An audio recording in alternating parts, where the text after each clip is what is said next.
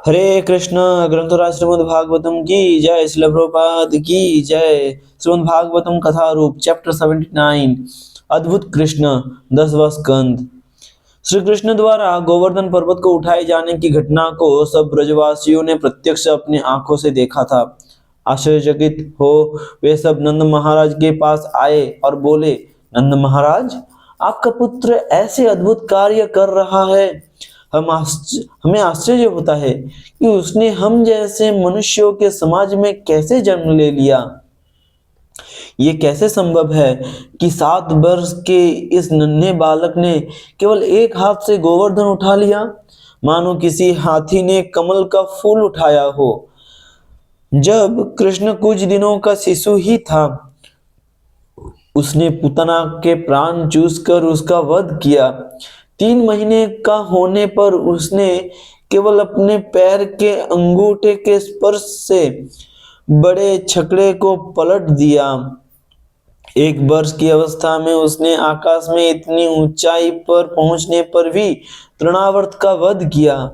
जब कृष्ण की मां ने उसे उखल के साथ बांधा तो वह उसे घसीट कर आंगन में ले आया और उन विशाल अर्जुन वृक्षों को गिरा दिया। बाद में उसने बकासुर, वत्सासुर और धेनुकासुर का वध किया और ग्वाल वालों एवं गायों की प्रचंड वनाग्नि से रक्षा की। कृष्ण ने कालिया का दमन करके उसे जमुना नदी छोड़ने के लिए बाध्य कर दिया। और नंद महाराज, हमारे हृदयों में इस कृष्ण के लिए इतना स्नेह कैसे है। एक और तो ये बालक मात्र 7 वर्ष का है, परंतु दूसरी ओर हमने इसे इतना विशाल गोवर्धन पर्वत उठाते हुए देखा है। इसलिए हमारे मन में अनेक शंकाएं उत्पन्न हो रही है। नंद महाराज ने उत्तर दिया, भाइयों, ध्यानपूर्वक मेरी बात सुनो। इसे सुनकर तुम्हारे सारे संशय दूर हो जाएंगे। वर्षों पूर्व गर्ग मुनि ने मुझसे कहा था, तुम्हारा पुत्र कृष्ण प्रत्येक युग में प्रकट होता है। पिछले युगों में यह सफेद, लाल और पीले रंग में अवतरित हुआ था और इस युग में इसने श्याम वर्ण स्वीकार किया है।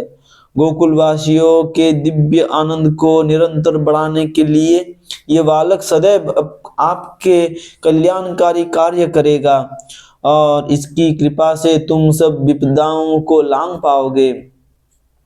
हे नंद, गुणों, ऐश्वर्य, नाम, ख्याति और प्रभाव की दृष्टि से तुम्हारा पुत्र भगवान नारायण के समान ही है। इसलिए इसके कार्यों को देखकर आश्चर्यचकित होने की आवश्यकता नहीं है।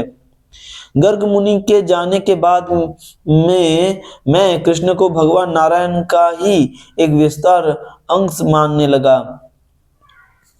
ये सुनकर सब गोपों के संदेह दूर हो गए और उनके चित्त प्रसन्न हो उठे। आदर पूर्वक नंद महाराज एवं कृष्ण का सम्मान करके वे अपने घरों को लौट आए। हरे कृष्ण।